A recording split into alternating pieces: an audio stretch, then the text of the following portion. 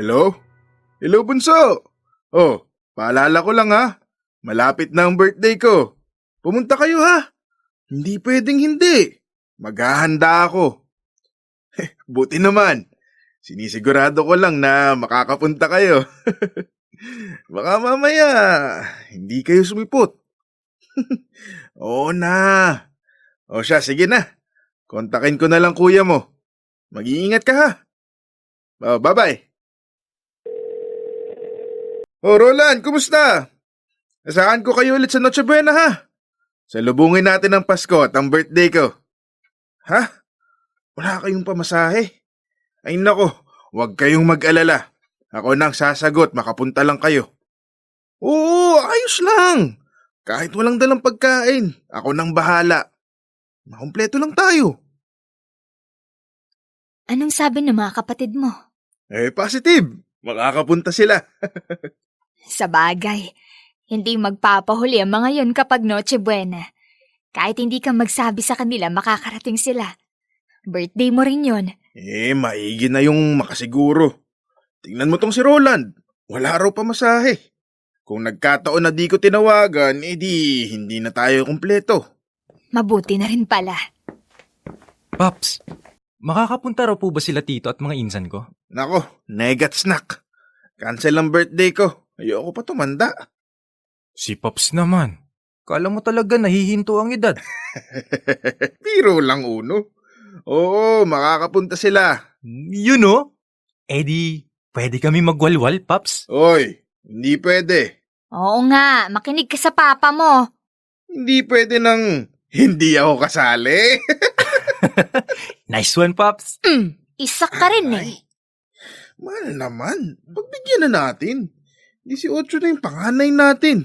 Isa pa, isang beses lang naman sa isang taon ng Pasko. Tsaka, birthday ko pa. Oo nga naman, ma. Sige na po. Basta wag masyadong magpapakalasing ha. Oo.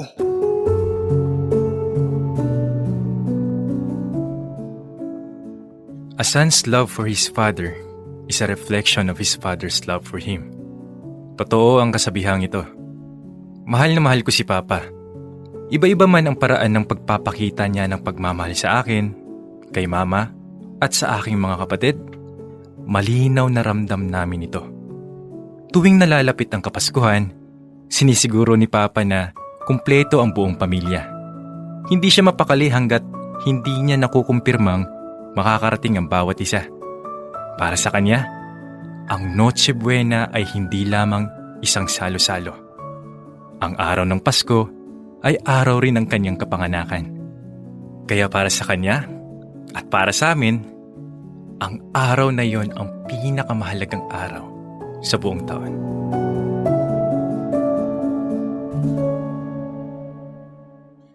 Three, two, one!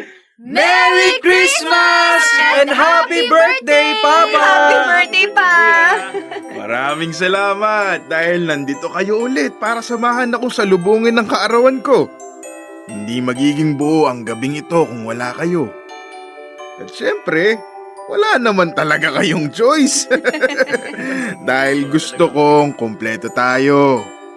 Sana natuwa rin kayo sa mga munting handa at regalo ko. Oo naman kuya, sobrang saya ng mga bata, lalo na sa mga palaro. Totoo yan, kuya. Hindi nga ako nagkamaling ikaw ang kuning ninong ng panganay ko. Tuwang-tuwa siya sa regalo mo. Aba, ay mabuti naman. Kung hindi, iiyak talaga ako. Pero salamat pa rin kuya sa pag-imbita sa amin kahit medyo mabigat sa bulsa. Ay, ano ka ba? Ang mahalaga, magkakasama tayo ngayon. Bukod sa Pasko, birthday ko pa. Thank you po, Ninong. Super happy ko po dahil sa regalo nyo. Magkakilala po ba kayo ni Santa Claus? Oo, kilala ko siya. Aba, best friend niya si Jesus. Birthday niya din ngayon. Birthday nyo rin po ngayon, di ba? Kaya doble ang saya at biyaya. Kuya, pasensya ka na. Makulit lang talaga yan. Okay lang. Masaya akong naririnig yan. Merry Christmas sa inyo. Mahal, magpahinga ka na. Kanina ka pa sobrang busy. Okay lang ako, mahal. Rowan, bantayan mo muna ang papa mo. Ililigpit ko lang 'tong mga pagkain. I got you, ma. Pero si Paps, sabihin na naman niyang di na siya baby. Merry Christmas, mahal. I love you.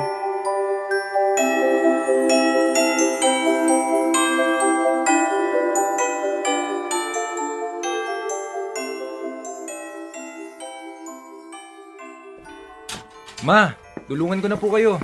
Rowan, di ba sabi ko sa'yo bantayan mo ang papa mo? Okay na si Paps, ma. Nakatulog na sa sofa. Mabuti naman.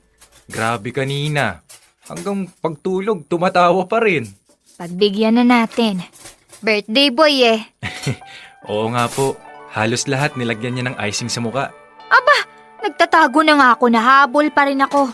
Buti nga, natanggal yung icing pagkahilamos ko kanina. Hindi lang naman icing ang binigay ng papa nyo. May regalo rin kayong lahat. Oo nga po, ma. Sobrang saya nila. Pati nga mga pinsan ko eh. Dito mo na patulugin ng mga pinsan mo ha. Maglatag na lang kayo sa sala. May biniling airbed ang papa mo para komportable ang lahat. Sige po, ma. Ay, antok na rin po ako. Tatawagin ko na sila. Sige nak. Merry Christmas! Merry Christmas rin po, ma.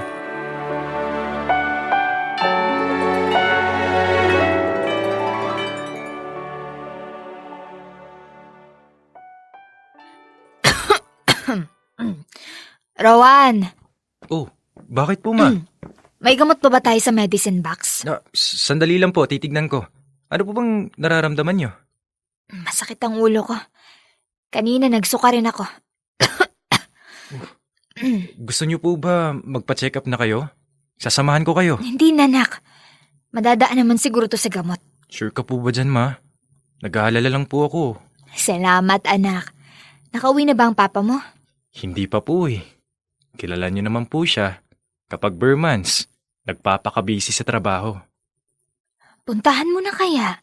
Tulungan mo na para maaga siyang makauwi. Hindi ko lang talaga kayang puntahan siya. Sige po, ma. Magpahinga na po kayo. Ako na po ang bahala kay Paps.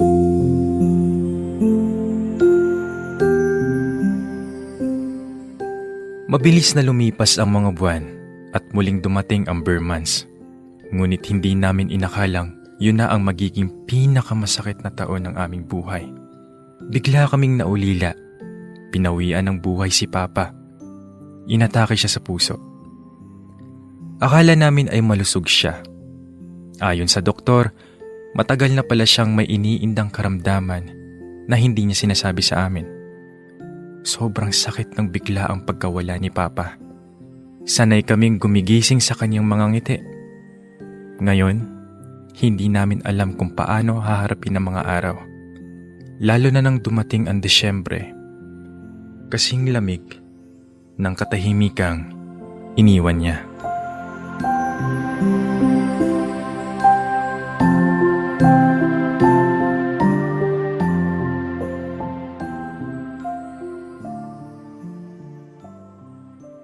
Ma, nakausap ko na po sila tito.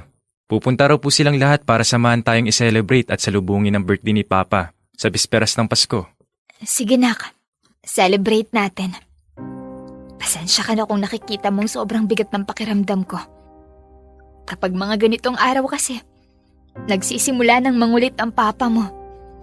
Magsisimula na yung bumili ng mga ipangre-regalo. Maglilista ng mga pagkaing dapat ihanda. Magde-decorate ng Christmas tree at Christmas lights. Tapos tatawagan pa niyan mga kapatid niya para lang kulitin na pumunta. Alam ko, ma. Pero kakayanin po natin ito, okay? Salamat anak dahil nandyan ka. Hindi ko alam kung paano ko kakayanin kung hindi ko makikita ang kamukha ni Robert. Siyempre naman po, ma. Mana po talaga ako kay Papa eh. Sige na, ma. Tara na po. Kumain na tayo.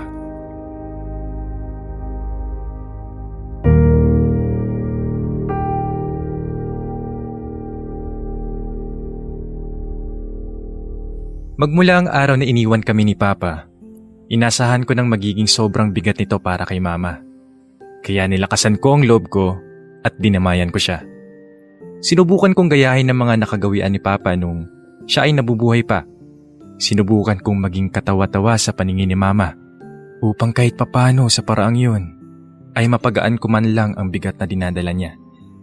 Ngunit alam ko na hindi nun mababago ang katotohanang wala na ang taong pasimuno ng kasiyahan sa aming tahanan.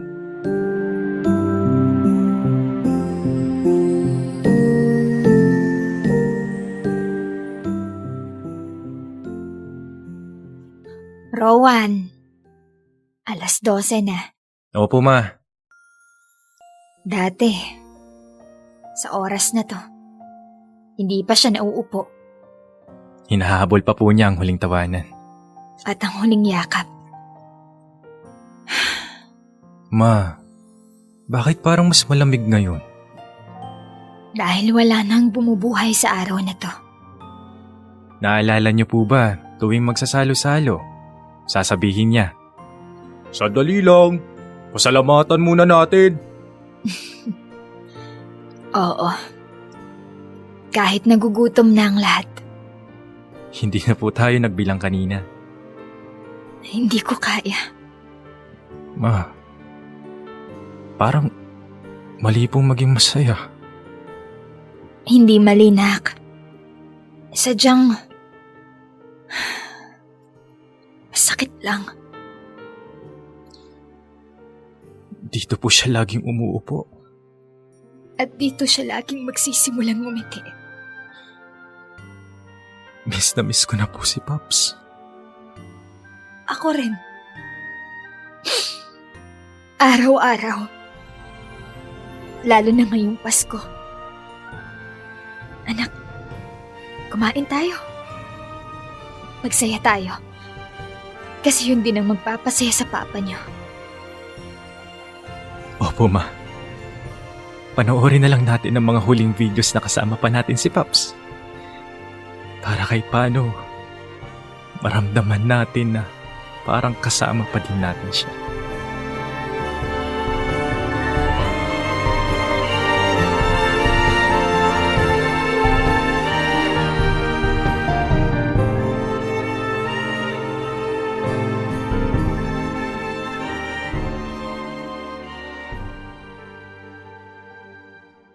Dear Love, kahit sa unang Pasko na hindi namin kasama si Pops, ramdam pa rin namin ang kanyang presensya. Ang gabing puno ng lungkot ay napalitan ng tawanan at masasayang alaala ng mga panahong magkakasama pa kami. Ang regalo niya para sa amin, kahit wala na siya, ay patunay na ang pagmamahal niya ay patuloy na humihilom sa aming mga sugatang puso. Kaya naman, Pops, kung marinig mo man ang kwento natin ito, mula sa kaibuturan ng aming puso, maraming salamat po. Merry Christmas at Happy Birthday!